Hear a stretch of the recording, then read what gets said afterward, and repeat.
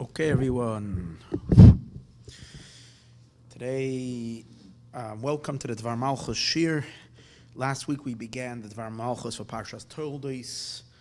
The second one from 57-52, there were two sichas in Parshas Toldos, two mugadige sichas, two edited sichas, and we are holding the middle of the second one, and we're doing part two tonight because last week we did part one, and even though it's not Parshas Toldos, it's Parshas Vayetze already, but the theme of this discussion is not Parshas Toldos, but rather the theme of this discussion is Rosh Chodesh Kislev.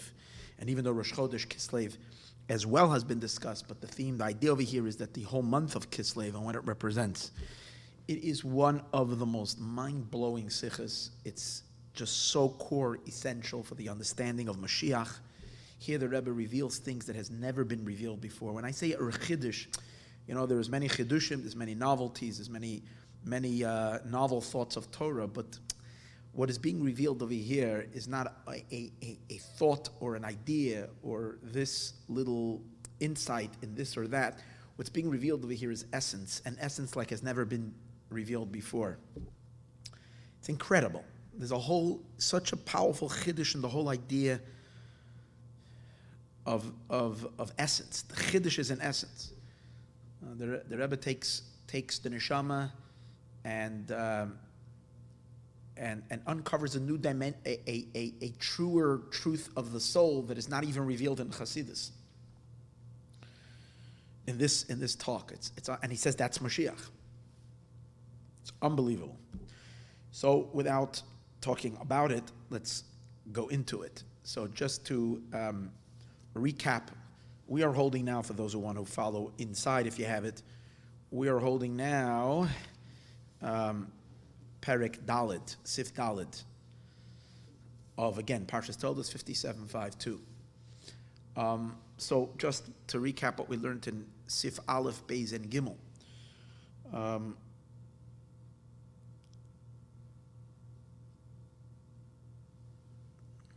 We know that Rosh Chodesh, in general, is associated with the Geula. We celebrate Rosh Chodesh because Rosh Chodesh is a new moon. And when we say Kiddush Levana, we connect our renewal, the renewal of the Jewish people, and the renewal of the Davidic kingdom, Malchus Beis David, which is the emergence of Melech Mi Beis David, the king of David HaMelech, who is the righteous Mashiach. That reinstatement is celebrated monthly in the new moon. The moon being like the kingdom of David. And the new moon is representing the rejuvenation and the renewal of the Jewish people in the time of the redemption. So Rosh Chodesh is the Rosh Chodesh, the Yom Tiv of Geula is Rosh Chodesh. Like Pesach is a Yom Tiv of Geula, celebrating redemption. Every Rosh Chodesh is celebrating redemption. But Pesach is celebrating the redemption of Egypt. Rosh Chodesh is celebrating the redemption of Mashiach. And it's celebrating the concept of redemption. Of redemption itself. Of Geula. Now what he's going to say is that that's true about every Rosh Chodesh, but it's in Chodesh Kislev emphasized more than every Rosh Chodesh. Because in Chodesh Kislev this is highlighted and this is stressed and this is brought out. Two things, both in the name of the month of Kislev, because the name always characterizes the essence. The content is expressed in the name, and also in the holidays of Kislev, Chanukah, and primarily Yutas Kislev. And tonight is also, by the way, I forgot to wish everyone good Yom Tiv. Tonight is the Yom Tiv of the Mittler Rebbe's Chag HaGeula. So all these Yomim Tovim express the concept of Geula of Mashiach, expressed in Rosh Chodesh. So what is that? So let's say briefly the idea that we learned.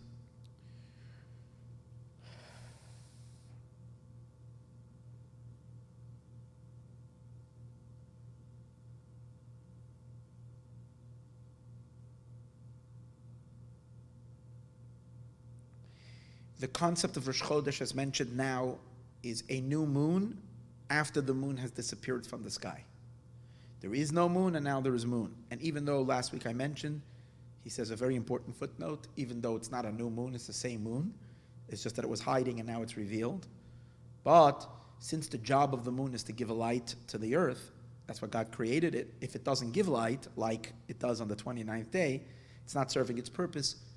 So for all practical purposes, it's as if it doesn't exist. So it's non-existent. So on Rosh Chodesh, it's actually the appearance of the moon, a new moon. And that's Mashiach. Mashiach is going to be the Jewish people being born. Mashiach being born. Malchus based David being born. And the Jewish people being born. And even though you'll ask the question, what do you mean? In Egypt, maybe we were born as a nation, but now we've been a nation for thousands of years. So what does this mean, a nation being born? So the answer is,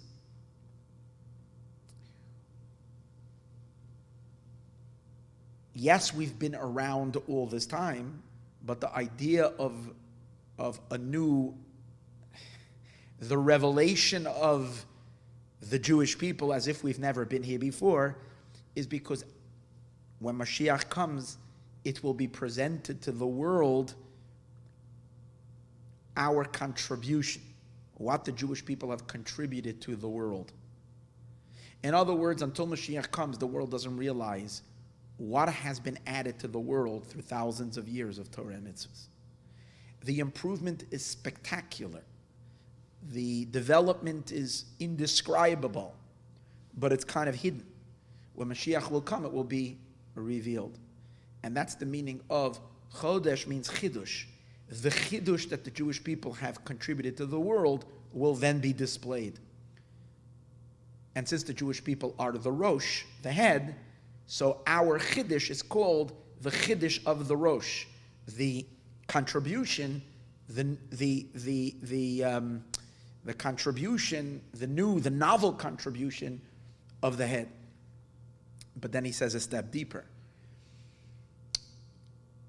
Because we've done a Chiddush in the world,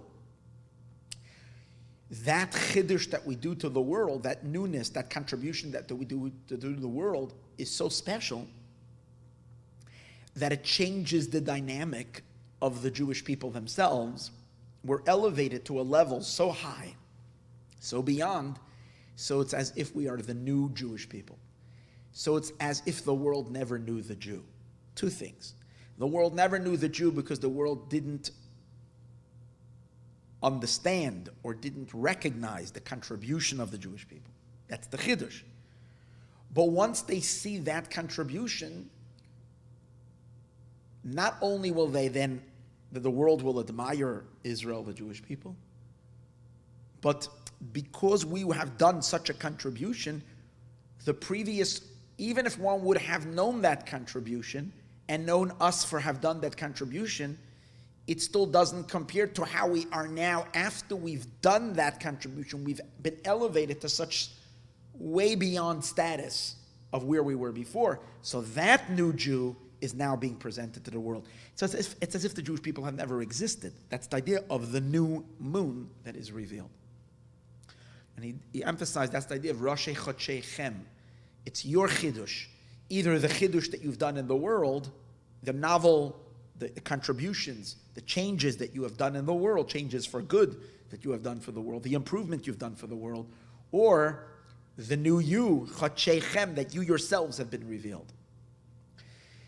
Every Rosh Chodesh, bit by bit, in small increments, is revealed that Chiddush that we have done through the collective service of Israel in the last month.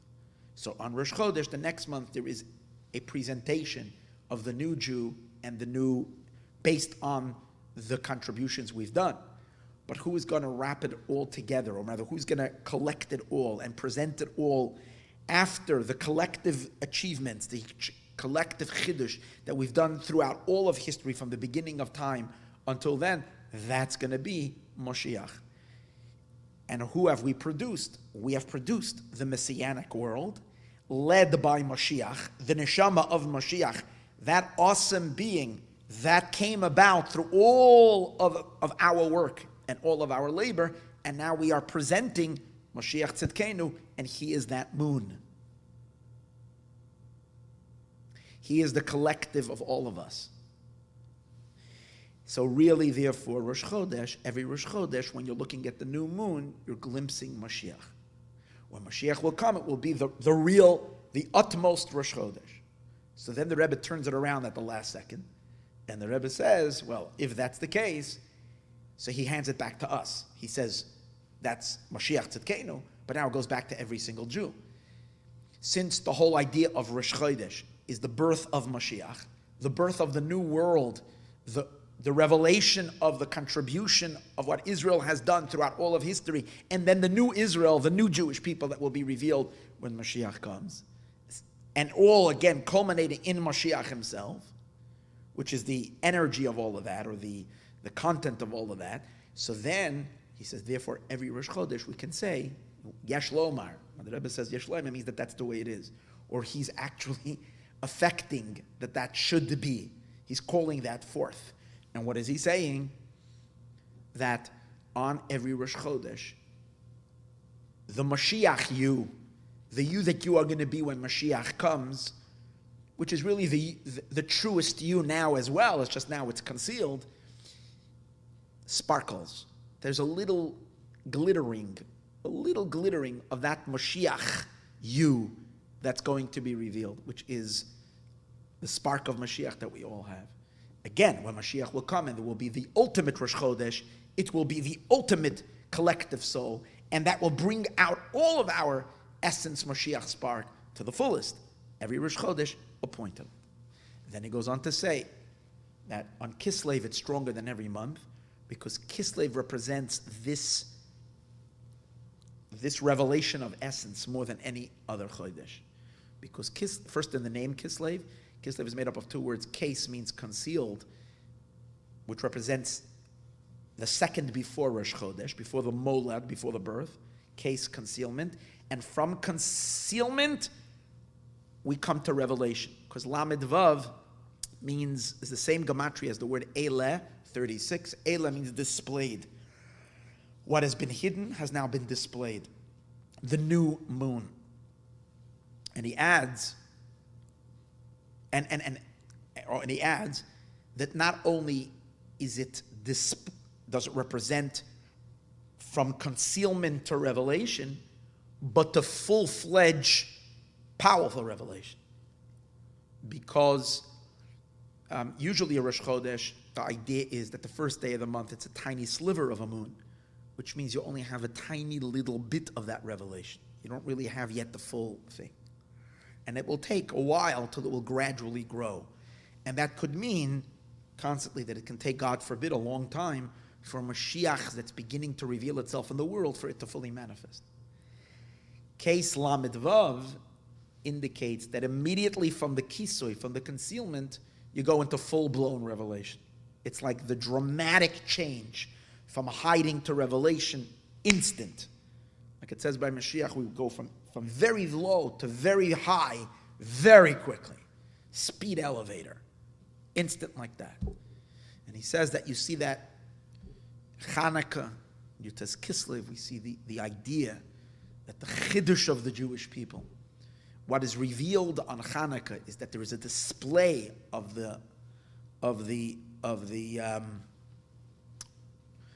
he brought it out in many things, that the chiddush of the Jewish people is that we introduce number 8. The world is number 7, which is nature. We introduce number 8. That's why Chanukah is the only Yom Tov that's 8 days. It's the chiddush of the Jewish people, even though we have it on Sukkot. But Sukkot, it's not really 8. It's 7 plus 1. But 8 days, only this. And it's a chiddush in the menorah as well. Usually we only have 7 branch. In the Beis Hamikdash, we only had a 7-branch menorah. We light our Chanukiah, has 8, which means, and that's the idea. We're adding the 8th light. We're adding the infinite. That's our chiddush. And that's displayed, and that's revealed on Chanukah. And Yutas Kislev and the Hasidic holidays are also emphasizing the revelation of the essence, because they're all related to oil, to Pnimiyas HaTorah, to the hidden dimension, and Chassidus has revealed. Chassidus has, if you can ask, what is properly the most important message of Chassidus, is that each and every one of us possess a divine spark. In other words, Chassidus has revealed the hidden nature of the Jew. If you think about what did the Baal Shem Tov, even if you're the most you have the least learned person about the Baal Shem Tov, but you heard something about the Baal Shem Tov. What do you know? The Baal Shem Tov loved Jews, and he loved the simple Jews. And he revealed in the simple Jews how awesome they are. That's the Baal Shem Tov. In other words, he revealed the Jews. That's literally the idea of Rosh Chodesh. That's what Mashiach is going to do. He's going to reveal the Jew to the world. Now, isn't Mashiach supposed to reveal God in the world? The answer is, we and Hashem, on the level of essence, are absolutely one. So when Mashiach is going to reveal the essence of God in the world, it really means via what? Via the essence of the Jew, who is one with the essence of God, that is now revealing itself in everything, not only the Jewish people, in the entire world, but that revelation of the essence of the Eibishter through every single Jew. And in its most expressed form, in the soul of Mashiach himself. So to further understand this concept, that the main idea of the coming of Mashiach is the revelation of the essence of God. And the moment of that revelation, from concealment to revelation. To understand that idea better, he's going to is where we're holding now, where he challenges the idea in Perek and Sif Daled, where he challenges the idea that we say that Rosh Chodesh is the day that is symbolic for Mashiach. Now, we understand the relationship to the moon, because the moon represents Israel. We count to the moon. Our renewal represents that even in the dark days, even after the concealments, eventually we're going to come back again. We will shine again. The honor of the Jewish people will rise again. The stock of the Jewish people will rise again. So we understand that. So there's a very comforting idea about the first day of the month, that it's after the darkness comes the light, after the fall comes the rise. That we get. But we would think that the days of Mashiach is going to be the time of perfection. Everything is going to reach perfection. When the moon is the first day of the month, it's not perfect. It's very, very imperfect, because only a little bit of the moon is visible. It will take another 15 days or 14 days till you get to the full state of the 15th of the month when it's full. And we know that the sages do compare in history the heyday of Israel, the heyday of the Jewish people, is associated with the full moon, like we find that King Solomon and King David, which represented the greatest peak of Jewish influence in the world, Jewish power in the world, Jewish light and holiness in the world, was in the days of King David and King Solomon, Shlomo HaMelech and David HaMelech. And it says in the Zohar, why them? Because they're 14 and 15 generations since Avram Avinu. So Avram is like the beginning of the godly revelation of the Jew. As Hashem says, Elo Oretz, Hashem, we spoke a few weeks ago, Elo Oretz, to the land Asher Areka, I will expose you, I will reveal who you are. So Avram Avinu is the first Jew that's being shown to the world, and his godly light of monotheism, of belief system, and so on and so forth, which he brings to the world. But then that was only a little sliver. It takes a build-up of 15 generations, and giving of the Torah and all the great tzaddikim and the prophets, until you get to the Holy Temple built by King Solomon, full-fledged revelation. If that's the case, so we should, Mashiach too, the idea, what symbolizes Mashiach, should not be Rosh Chodesh, but it should rather be the 15th of the month. Even more so, he says, on Chodesh Kislev. That's true every month. In Chodesh Kislev, even more so. Since Kislev itself represents not only a little light, but full-fledged light. As we said earlier, Lamed Vav means the full revelation of the moon, not Eile. Eile means full revelation. Also, I forgot to say, Eile is 36, which represents the full gamut of our emotions. When a person is revealed to you, then you know their emotions. They're sharing their emotions. They're feeling they're sharing their excitements. You know when a person is closed, you don't know their emotions. They might be right. So the emotions when you want to get to know a person, since there are primary 6 emotions, seventh one is already just expression, but 6 emotions. 6 times 6 is 36. So the idea of 36 emotions represents the full gamut, full spectrum of revelation. And for God, it means the full divine revelation. So since Kislev represents not a little bit, then the greatness of the month of Kislev should be the 15th of the month, and that's not the case. The greatness of the month of Kislev is in Rosh Chodesh Kislev, as we know that's the Rebbe's holiday, Rosh Chodesh Kislev. So why do we emphasize that? So, therefore, we have to say that the main chidush, the main novelty, the main idea of Mashiach the main quality, let's put it this way, the main quality of Mashiach does not lie in perfection. The main quality of Mashiach is in the concept of birth, not perfection. A child has two important days in their life. The day that they're born, a human being has 2 important days in their life. The day that they're born is your birthday, and then there is the day that you've reached your highest achievements. Go through life, school, you have your, graduation, graduate high school, get your diploma, valedictorian, light is shining, it's like your child is shining, very important time. Graduate college, it's like it's a big, person was ordained to be a great rabbi, graduated the military, whatever it is that the person is moving forward. We know that the chassan, akala, the day of their marriage, that's middle life achievements where you achieve, you landed, became the CEO of a big company. The guy made a siyum hashas, he finished all of Torah, everybody's got their, that's perfection. And then there is your birthday. And obviously it's a very important moment, it's a momentous occasion. We understand, without your birthday you would never have reached all the other things, you have to start somewhere. But we understand that the celebration of a birthday has its qualities, but the celebration of an achievement, and especially a life's goal achievement, has its quality over birthday.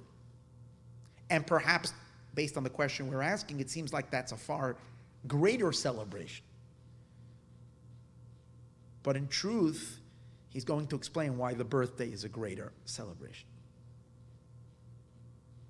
even than the biggest achievement.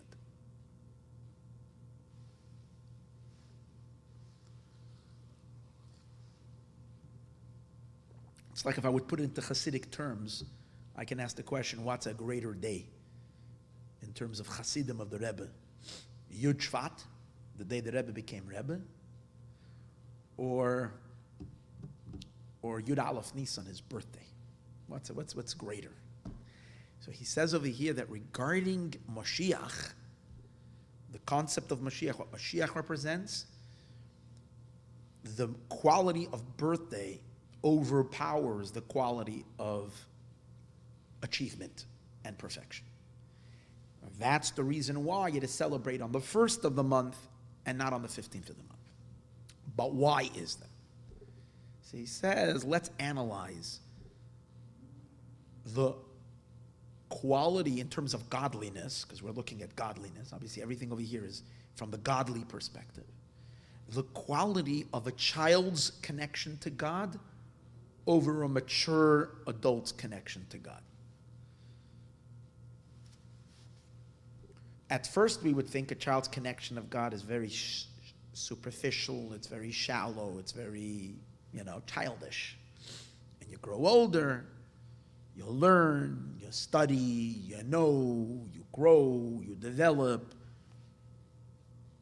And then you have a knowledge of God, you have enough. But we see, and he doesn't mention over here, but you see that really in Judaism, the deepest moment of a person's connection to God is during when they're a tiny baby, during the circumcision. Again, he doesn't say that in the Sikha, I'm just adding that in. You see that there's no deeper moment of connection to God than that baby when they just had their circumcision. That's where it is displayed, they belong to Hashem. They're in God's covenant. By a boy. A girl doesn't need that. A girl's there naturally. We're learning about this Thursday night from their birth. Even though there's no sophistication. So what do you gain when you get older? You gain sophistication. And if you gain sophistication, it really means, that's not just philosophical sophistication, it really means expansion of your consciousness, permeation, that it's permeating all aspects of your life. It's reflecting in everything that you're doing. Because you know God, because you're inspired, because you become a religiously devout human being, until the point that you become really a righteous individual, a tzaddik. That every thought, speech, and action, every conversation, everything you're doing is like reflecting holiness and godliness. That seems to be so much more than the little baby. It's more, but not deeper.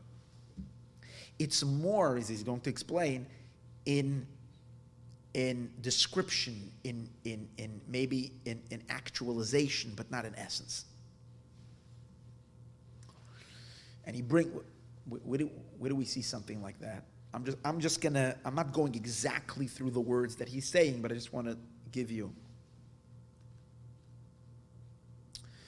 You have your Shiva boys who are been studying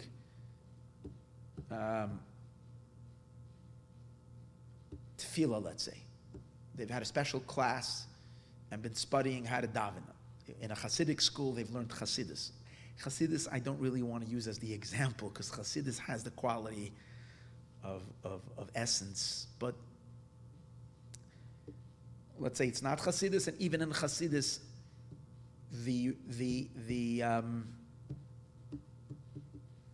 what we see in Hasidus, not what it really is. Let's put it that way. What we might see in Chassidus, maybe that's not good, because again, Chassidus, even we can see the mile of essence. Okay, I'm getting a little caught up in this, and but let's take a class of adults, yeshiva, whatever, who've spent studying prayer and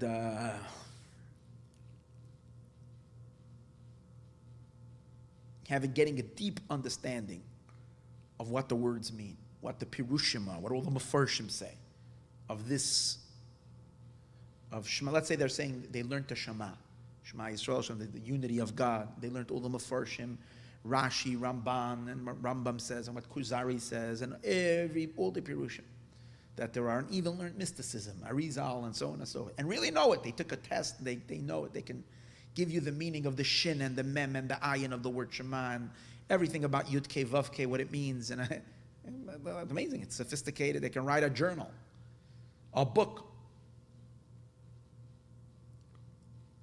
And then there's a little mother. I'm not a little mother. I'm sorry. A mother. She can be little. She can be big. No difference. Saying Shema with her 2-year-old child, maybe even 4-year-old child. The bedtime Shema before the kid goes to sleep. And she's saying Shema Yisrael, and the kid is saying Shema Yisrael, Shema, with seriousness. The kid is saying with all sincerity. That's the moment, the kids are scared. It gets dark, they're scared. And mommy says that Hashem is protecting you. And how does Hashem protect you? You say the Shema, you make the connection with God. And God protects you. And the kid says Shema Yisrael, God is going to protect you. So you have 2 Shema Yisraels being stated over here. These sophisticated students who studied the Shema Yisrael already for 6 months, from every angle and from every perspective, and know all the details of it, and this little child who's just saying Shema Yisrael. Which Shema Yisrael is capturing the truth of God's existence in a deeper, more real way? The Shema Yisrael of the little kid who has absolutely no understanding, not what Shema means, and not what Hashem means, and Elokeinu, all these words, but does know God is watching me. Because when for the kid, and the answer is, the kid's Shema Yisrael is not just higher. It's incomparably, vastly, endlessly, beyond description higher, beyond measure, in a whole different league than the sophistication of the smartest, theological students. Because the theological students are probing the verses and the meanings with a human mind. And the connection they're making to the God that they're understanding is one that they're appreciating with human mind, and therefore with the limitations of the human mind. And even though they are understanding the concept that you have to remove, when you're trying to know God, you can't really know Him, and therefore you have to remove all human concepts, but even that is something that they're using their human minds to address and to undress in their mind, to negate. So they're coming to a certain sense of a God that's beyond all of that, but what is He beyond? The qualities and understandings that the human mind can appreciate. And they're appreciating that He's beyond that, but there's still a certain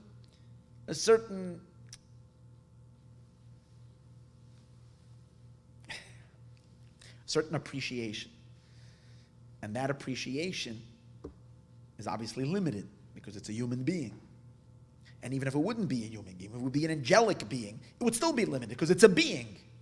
The only one who knows himself absolutely is God Himself. And the only one who knows himself absolutely the way he truly is not on the theological students who've been learning Shema Yisrael. And that 2-year-old, 3, 4-year-old little girl or little boy that's saying Shema Yisrael, they know God as God truly is. With the same, because when they're saying God, it's God in its entirety, precisely because they have nothing to limit it. Because they have no concept of God, so when they say God, it's God. And it's not even a God who's simplistic, and they mean God, they mean Hashem. And that's why he brings that there were great Kabbalists who, after they spent a lifetime of studying Kabbalah, with all the permutations of God's names, of understanding the entire divine, the system, the whole Kabbalistic, the whole spiritual cosmos, of evolving levels of divine energies and manifestations, spherotic manifestations, levels beyond that. After learning it all, the Kabbalist said what? When I pray, I say, this is what he says, I put all the Kabbalistic meditations aside, and I want to pray with the mind of that 3-4 that little kid, this 4 or 5-year-old child who's in shul, putting his finger and saying the words with simplicity, speaking to God. Because why? Because everything I know, then that's the God that's as big as my mind. This kid knows nothing, and it's with the simplicity of his soul he's directing God Himself. The real reason why the kid can direct God Himself is because the essence of every soul is the essence of God. And therefore you know God as God knows stuff, not with, again, on levels infinitely beyond. And by the kid, because the mind isn't there to play games, because we don't have all the sophistications and all the clutter and all the mind doesn't get in the way. It allows for the purity of the knowledge of the soul at its very essence to know the essence of God. And know not in a manner of knowing, as I'm saying, intellectual knowledge. It just is. That's why he says that a little kid, and therefore he says an interesting thing. He says, and even this great Kabbalist, who came to the understanding that all of his studying and learning is getting him lost in all the manifestations of God. And they might be real levels. Not might be, they are. Many, many levels, but it's not God. And he appreciates that. And therefore he puts it all aside and said, I'm davening, I'm going to pray like the little kid. his prayer is still not on the level of the little kid. Because because he is still, he is recognizing how limited his mind is, and he is adapting the kid approach, the little child's approach. So there's some, in the back there's still some tiny bit of stuckness. The child doesn't have that, because the child's conscious. The reason why a child so easily accepts God, as I said before, is because God is shining in his soul. God's very truth is everywhere. Truth is, if we don't block him, his absolute truth is just there. It's just because there's a curse in exile that we don't, or from the sin of the tree of knowledge, is that there is this kind of whatever.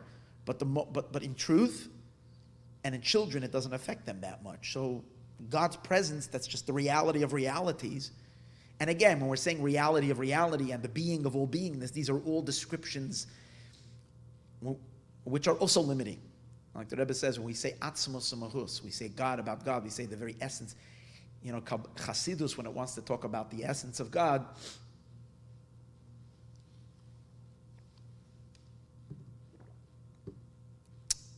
and it wants to emphasize the essence versus the manifestations and the revelations and the projections, it refers to him as atzmos umahus, the essence and the very substance. So the Rebbe says the child doesn't even say the essence and the substance, because he doesn't know not what essence is and not what substance is. And he, in his footnote, he says something so powerful. He says it's not just because he doesn't know what it is, it's because he's connecting to a level that's even deeper than essence and substance. Because essence and substance is also some kind of a description. It's the descriptionless description, but it's still description. And the moment it's description, it's already not God. But in the child, because he's totally, and even he says for the fact that things we say Hashem, or in Yiddish, the way we would always speak to children, is we refer to God as the Eibishter. Eibishter means the one above. It says the child doesn't appreciate the fact that we say that God is the one above, meaning that he's higher than everything. He just means simple, the one that's above. And even though God is everywhere, but down here he realizes that he too is here. The kid feels himself. When it comes to God, he knows that up there is only God. I mean, up obviously high enough. But the idea of saying Eibishter is not that with the idea that he's higher than things and not, that's already the mind. Appreciating definitions, qualities, and that which is the source of qualities and the source of qualities, and that's all already the evaluation of intellect. And intellect, when it comes to God itself, is godly manifestations. Yeah, intellect can connect, mind can connect, and so on and so forth. But not Hashem himself. That's so. What is the in a I don't say displayed, but where would you say is the holiest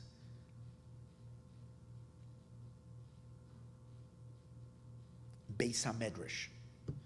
What's the holiest yeshiva? When I say holiest, I mean, what is the godliest yeshiva that there is? Yeshivas HaMekubalim, yeshiva of Lakewood, where the greatest scholars, Hamit Kolel, Kolel HaMitsuyanim, of the greatest Mitsuyanim Kolels. What is the greatest? The yeshiva, right? Which place is the Lishkas HaGazis, where the Sanhedrin sits? In the Beis HaMikdash, maybe. Learning Torah, Kimitzion, Torah on the highest level. What the Rebbe is suggesting is a nursery and a kindergarten, a playgroup. Not even nursery and kindergarten. It's already part of the education system. But then there is a mother who, has the kids on her head all day, so she takes her 2-year-old, 1.5-year-old, 2-year-old little kid and takes them to a play group, and the teacher in the play group is talking parsha and telling them about God and making arts and crafts. And when they're talking God over there, that's real God. That's God as God really is. And that's why it's the greatest teacher you can be, by the way, if there's any teachers listening. If you can be the teacher of nursery, kindergarten,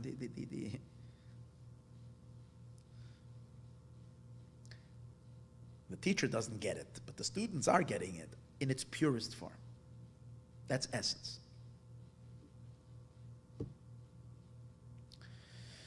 So once we appreciate that idea, let me focus in over here. Where? Because I've been. Hold on. And there, okay. No, he adds. So that's what he says in Sif Hey. In Sif Vav he says, just like it is regarding God, it is also regarding the person connecting. The adult, because he's using his mind to connect, of an understanding, the connection is primarily in his mind and through his mind. And even if he reaches an understanding that God transcends his mind, and therefore he realizes that to connect to God, it's not through understanding, but more through an exercise of surrender, laying yourself down, going beyond yourself, sacrificing yourself for God. Yeah. So it's through. So the connection to Hashem expresses itself through negation of your existence, which is great, very high, what we call Mesiras Nefesh, very deep. But it's still not really touching your essence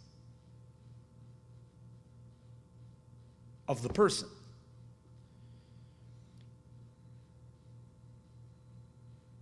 It's emanating from the person's power of Mesiras Nefesh, which over here he doesn't yet explain it. Later in the Sikha he explains it, that the power of Mesiras Nefesh is from the deepest, highest power of your soul.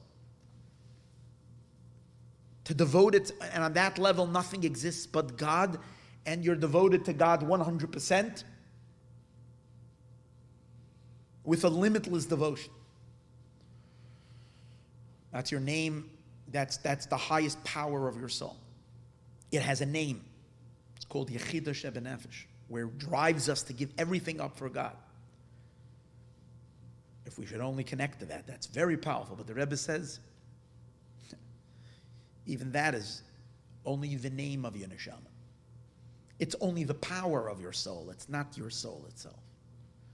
The soul is connected to the truth of God beyond that, but it's not tapped really by an adult.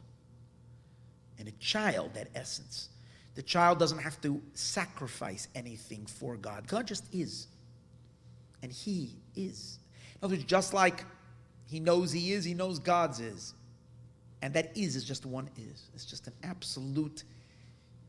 So he doesn't have to do anything, say anything to make the connection. It just is at the very, very foundation of existence, which the adult doesn't have. Or the adult has it, but the adult is not tapping it. The child lives in this space because there isn't all the other levels. So it's simple, at the level of simplicity, of essence. So it's the essence of God connected to the essence of the child.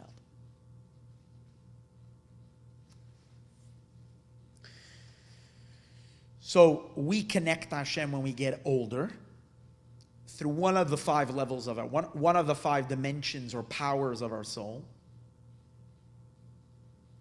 The nefesh is when we're not inspired, but we're still committed. Committed in simple submission to God. It's one level. There is this, we have a consciousness of God and we submit to him. I'm afraid to mess with God. I want to do what God tells me to do and not disobey him.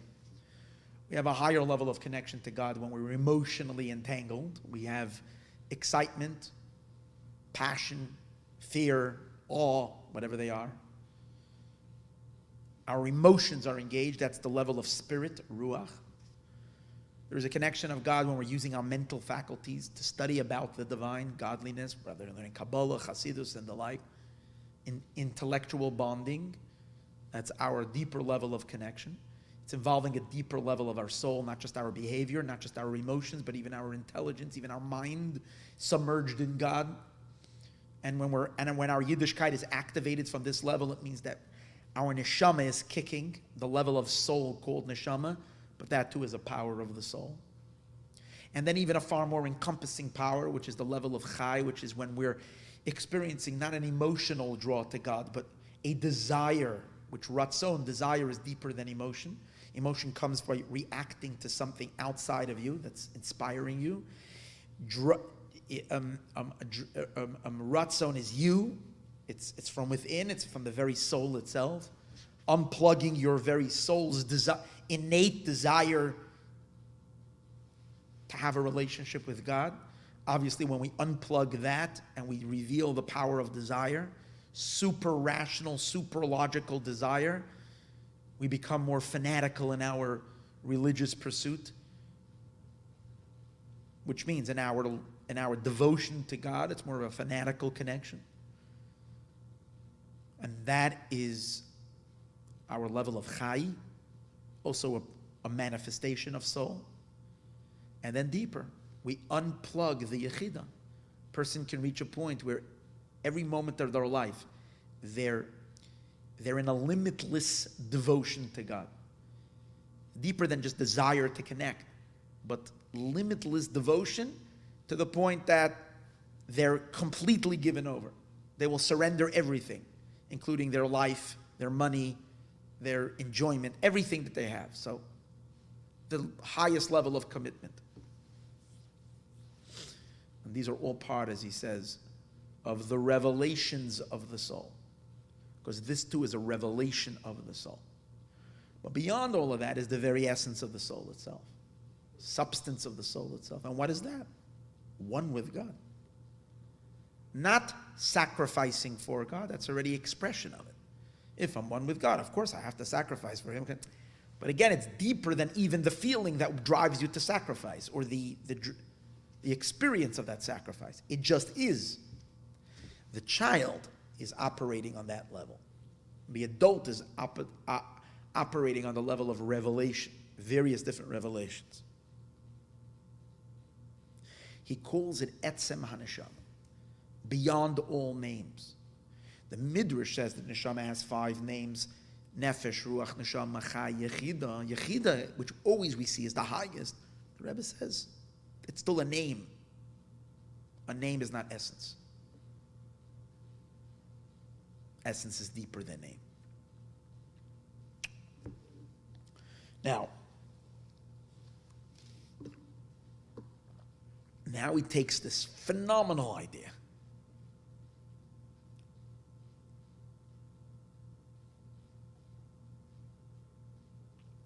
and he shows us that even in an adult, even when we mature in our Yiddishkeit and our connection to the Eibishter,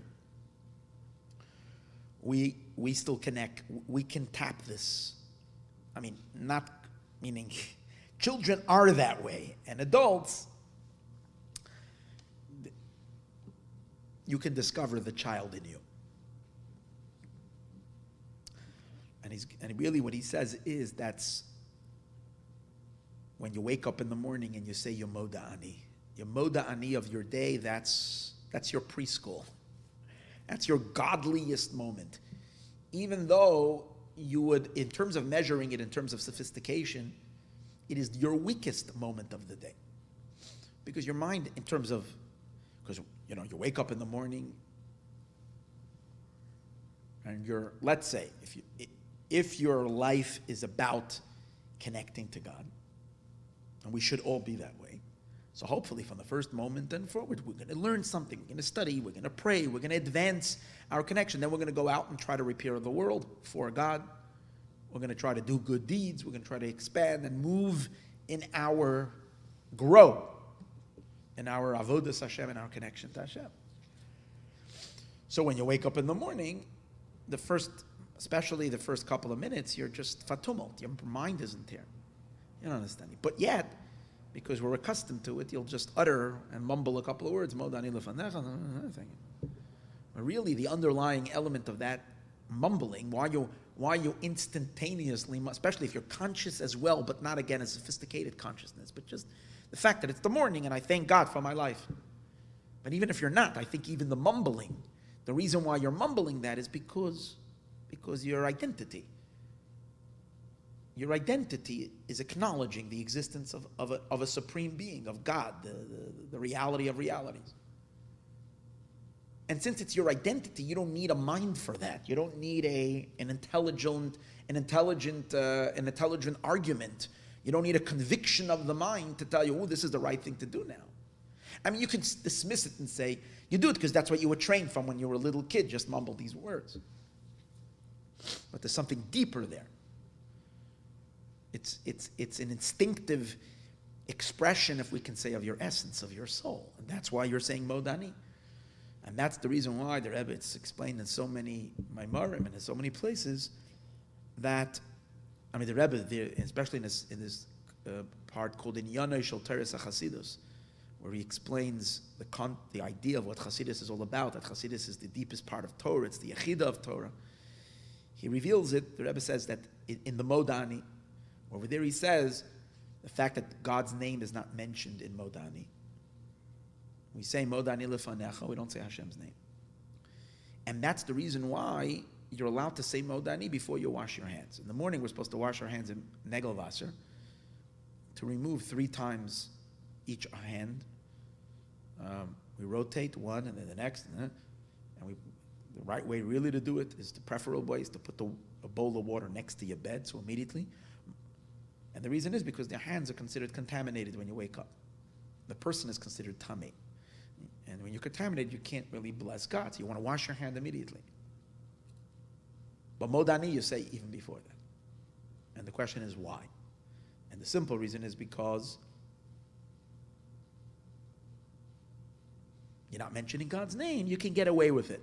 That's the way everybody. Since you're not mentioning God's name, so it's not really it's not as great as everything else you're going to say when you're going to say Hashem's name. You don't say Hashem's name.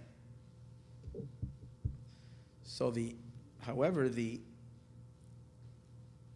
Hasidic interpretation, as the previous Rebbe revealed it, the reason you can say Modani with your hands being contaminated is because your Modani is never contaminated. Which part of our being can become soiled in life, can become jaded, can become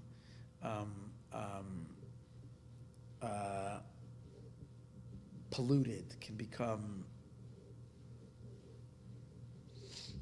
untrustful, whatever, all the things that impact us, and we have doubts and questions and this and that.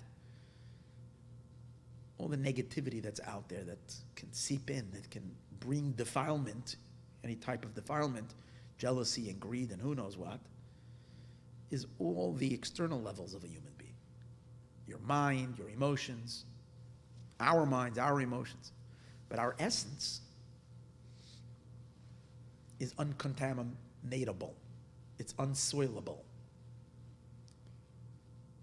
Since our Modani is from our essence, you can say it even when you're tamei, even when you're impure. And how does it fit with the reason we said before? Because it doesn't have God's name. That too is explained in Chassidus. What's the idea? The reason why Modani does not have God's name, by the way, that's the meaning of Modani. I am speaking.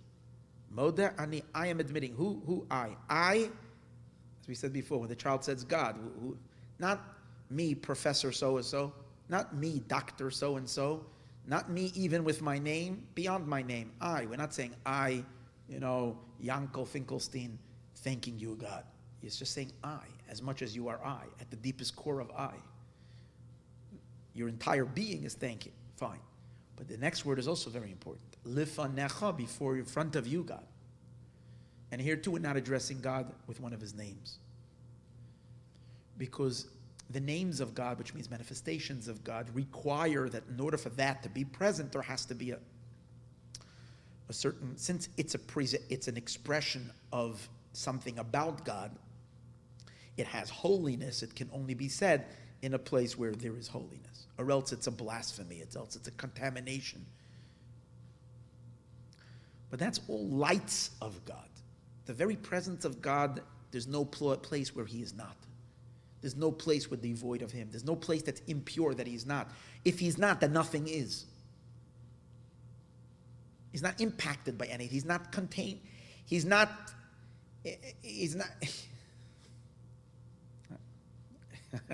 exactly that. I can't say anything. And that's why on that level, there's no problem with contamination in terms of God's end, and there's the place where it's coming in the person, there's no contamination. And contamination doesn't matter. It's totally beyond this whole idea of contamination. Purity and contamination, and that's the Moedani. And that's where you're that little child that relates to God, and it's God in his entirety. And the Rebbe says that that's also hinted to in the word modeh. Modeh, the word modeh, is gematria 55. Mem Vav is 46. Dalet and Hey is another 9. 46 and 9 is 55. Same word as the word Hein. So in Medrash it says that there are 2 letters in the Aleph base that doesn't have any partners. 2 letters in the Aleph base, they have no partners. What do we mean by that? Aleph has a partner. Aleph and Tes, they partner up. Because Aleph is the first letter, Tes is the 9th letter, and it's in single digits, Aleph is the first of the single digits, 10 is the last. You add the Aleph and the Tes together, you get 10, perfect number. Then you go Beis. Beis has a partner too, because Beis is 2. It partners with 8, with Ches, each one. But then you partner Gimel with Zayin, and Dalet with Vav. Dalet is 4 and Vav is 6 to make 10. 5 is the odd number in the middle that doesn't partner with anyone. Now, when we take the entire Aleph base as a whole and we look at, in terms of triple digits as well, Aleph and Taf. I think it's not maybe you go Aleph and Taf, and you in the end you're coming in from both sides. You end up with Nun. Nun doesn't have a part, or it might be that you go Yud, which is 10, partners with Kuf, which is 100. Which Tzaddik, that's what I think it is. Yud partners, again, in the double digits. Yud is 10, Tzaddik is 90, Yud and Sen is 100. What's after Yud? Chaf partners with Pei. And then Lamed partners with Ayin, which is 70. And Mem and Samach, 40 and 60. Nun remains the odd number, that's what it is. So Hey and Nun spell the word Hein, 55. So what's the significance? So the Medrash says, God says, I don't have a partner, you don't have a partner. That's just me and I and you are partners. That's the level of essence, the Rebbe says, where the Jewish people are one with the essence of God, spelling Hein. He brings 2 psukim regarding that. One pasuk is, as it's referring to God, Hein Lashem Elokecha Hashamayim Ushmei Hashamayim. It's this verse in Malachim that Shlomo Melech said when he's saying how I made a temple now that's going to facilitate God himself. And he says, to God, your God is the heaven and the heavens beyond everything. No, I don't think it's that pasuk. I think it's a pasuk in Deuteronomy where Moshe Rabbeinu was saying that God has the heavens and everything, but yet he doesn't choose any of that, and he's choosing you, the Jewish people. And the word Hein, which is indicating on that bond, the essence of God, to the essence of the Jewish people. And that's why it comes before the word Lashem Elokecha. Hein, Hashem is already transcendental revelation of God. Elokecha is already more limited revelation of God. Hashem, Elokim, Shamayim, the heavens, Shemei Shamayim, the heavens of heavens, These are all levels, projections, manifestations. But Hein is before that, referring to God himself. By the Jewish people, it also says, Hein am levadod yishkon. There are people that sit alone. Ubagoyim lo yischashav. They are not calculated amongst the nations. Again, Hein. These were, and Modeh is Gematria Hein. Because in the Modani is where these two Hains are coming to. The Hein is the singular essence of the Jew and the singular essence of God. That's where it's essence, not expressions.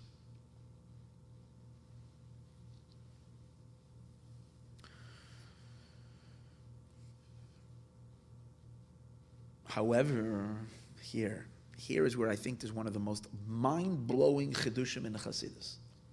So the Rebbe says, and again, in Chassidus, till the Rebbe spoke this Sikha, 57, 52, this was always seen as the essence of Chassidus, the essence of the Rebbe's teachings, if you can say, is that after we have, because he goes over there in that talk, a powerful talk about Yutes Kislev, he explains how everybody knows that in the Torah there are 4 levels of Torah: Pshat, Remez, Drush, and Sod. Pshat is the simple reading of Torah, called Pardes, and Sod, the secret, and all the other ways of learning in between, corresponding to the 4 worlds, corresponding to the 4 letters of God's name. Fine.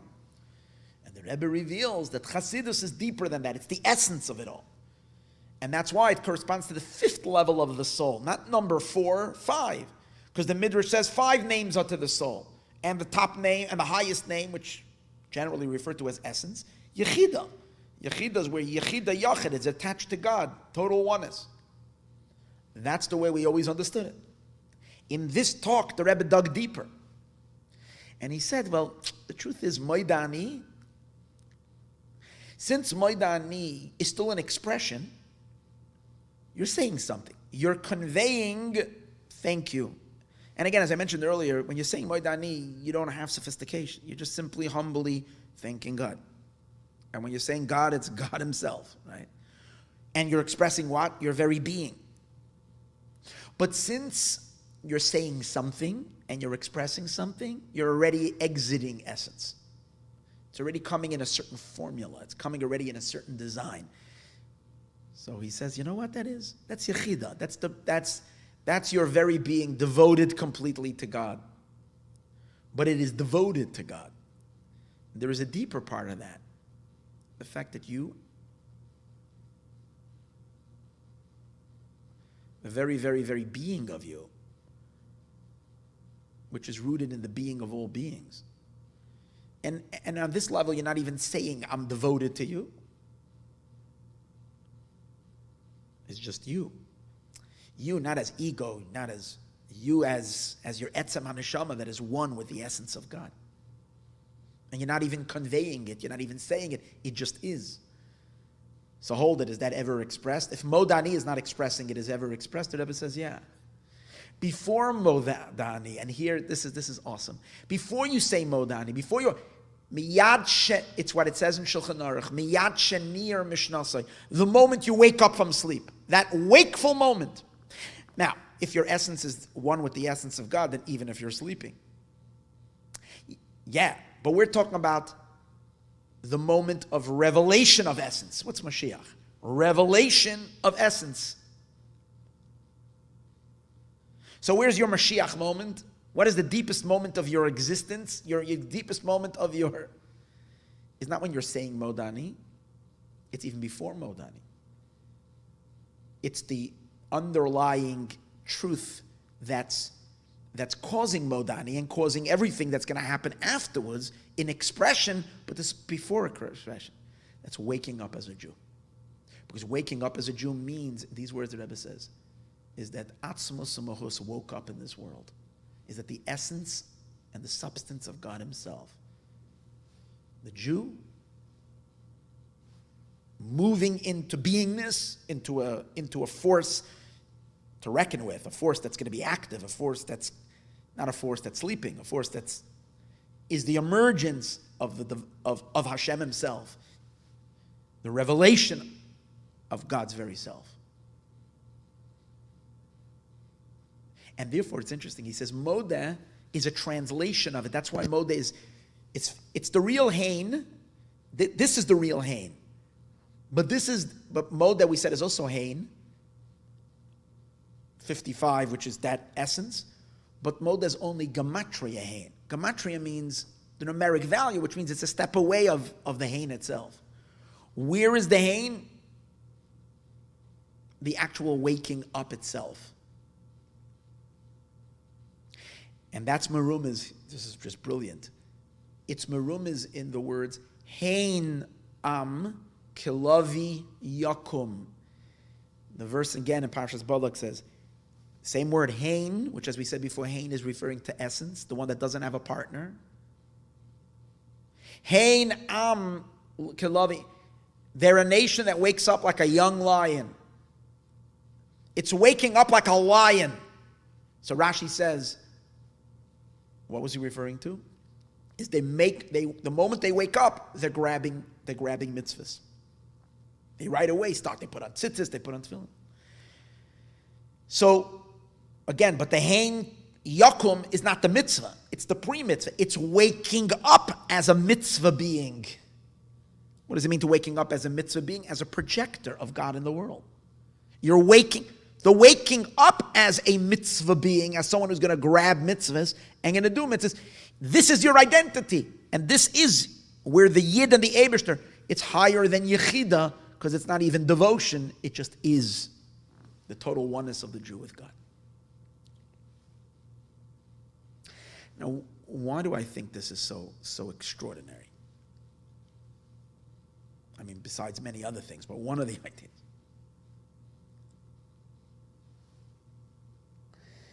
You know, there are many tzaddikim, rabbis, throughout history. We have extraordinary rabbis. Extraordinary rabbis throughout all the generations. And these rabbis were all innovative. The Jewish innovation and the mind, it's mind-boggling. If you start looking at Torah, and there's so much Torah that we have, let alone how much got lost, and how much got burnt, and how much never made it to print, and it's just endless. But most of these rabbis who gave you these most brilliant teachings on all levels, most of these teachings are teachings in the details of Judaism, in halacha, in Kabbalah, in this, and it's all in the details of things. Another pirush in this insight, in this and that. Very few people have a chidush in Amunah. Amunah, the fundamentals of the fundamentals. What chidush are you going to say in Amunah? Amunah is Amunah. So obviously it's only those super all-encompassing tzaddikim who have a chidush in Amunah, in faith.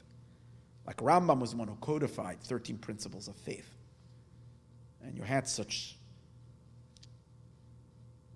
like people who said a chidush in the fundamentals of the very existence of God and our, right? The Baal Shem Tov, for instance, I mean, the greater the tzaddik, the more their chidush is in the simple stuff. But the simple is the foundation. Is to mess with the foundation, very few can do. I don't say mess, to alter or to improve the foundation. Foundation is foundation. The Baal Shem Tov said chidushim in foundation. He revealed Achdus Hashem means that there's nothing, that God, Hashem Echad, means that He's Echad, there's no other existence other than Him, not that He's the only God, and that everything in the world is Him. He revealed Hashgacha Pratis as on every detail. These are chidushim that takes a super tzaddik.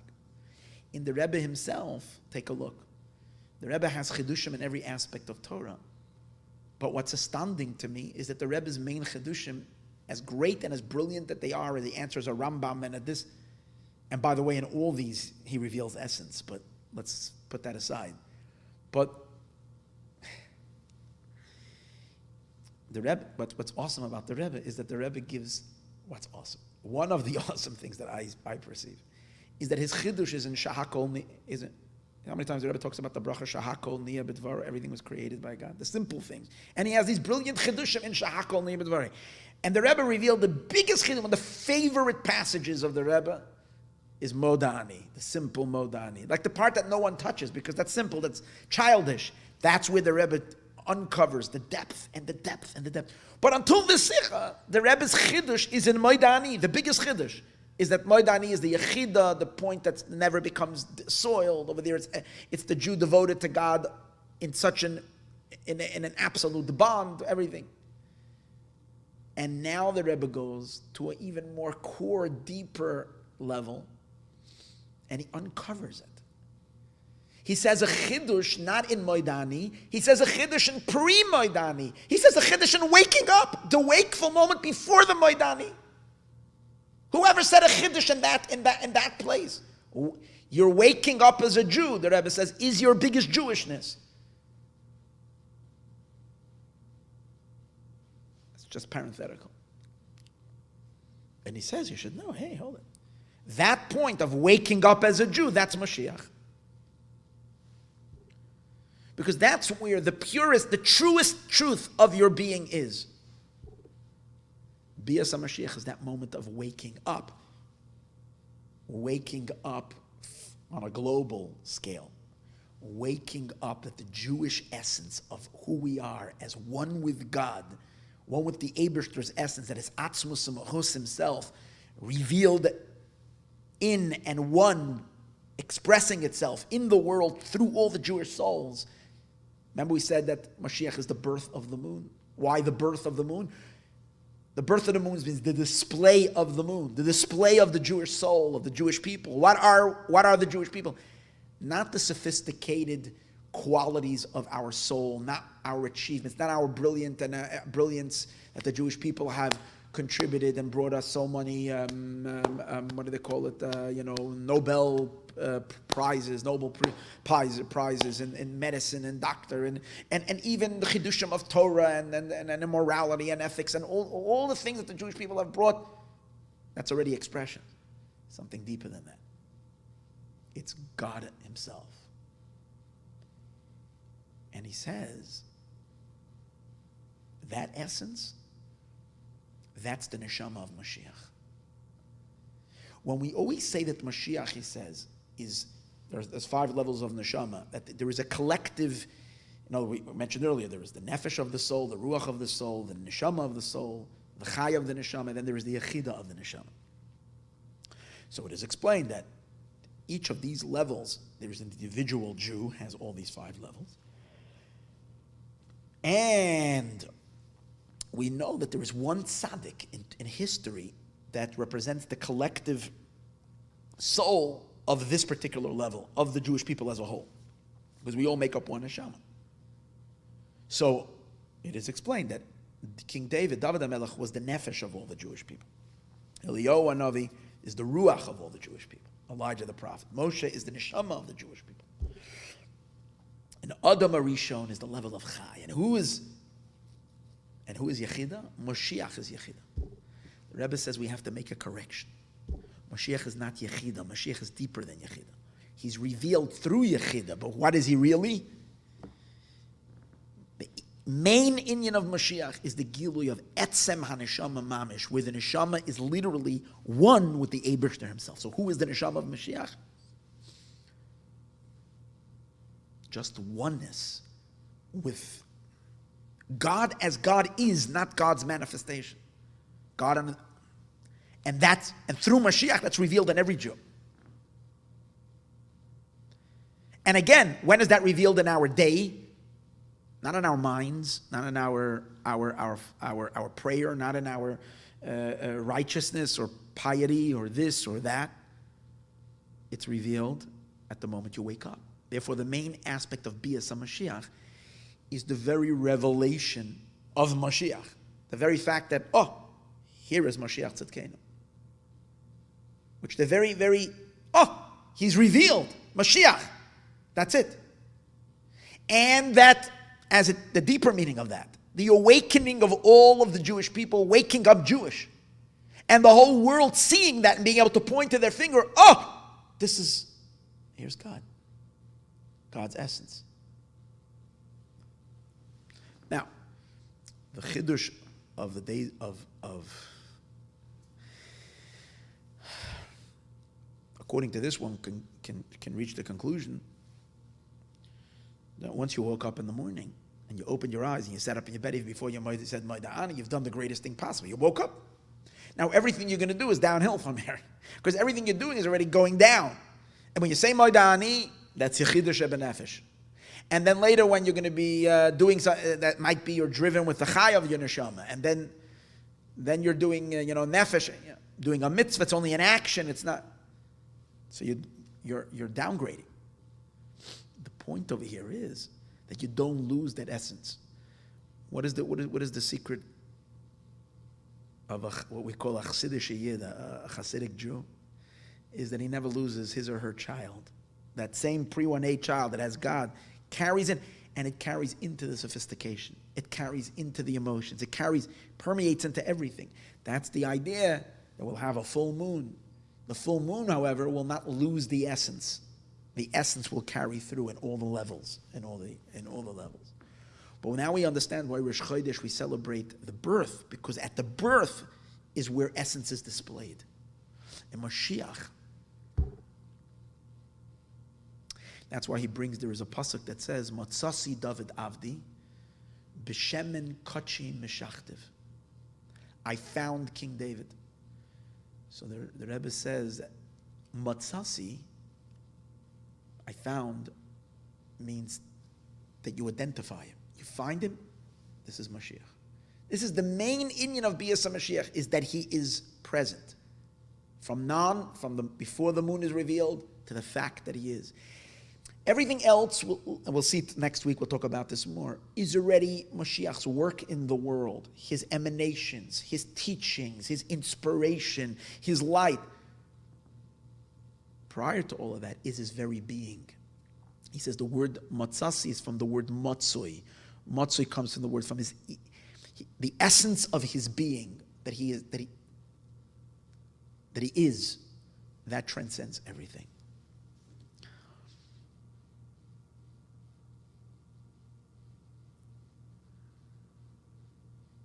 And that's there in Chodesh, because the truth of God revealed through the truth of Mashiach, which is the ultimate revelation of the truth of each and every one of us. May we merit that all of this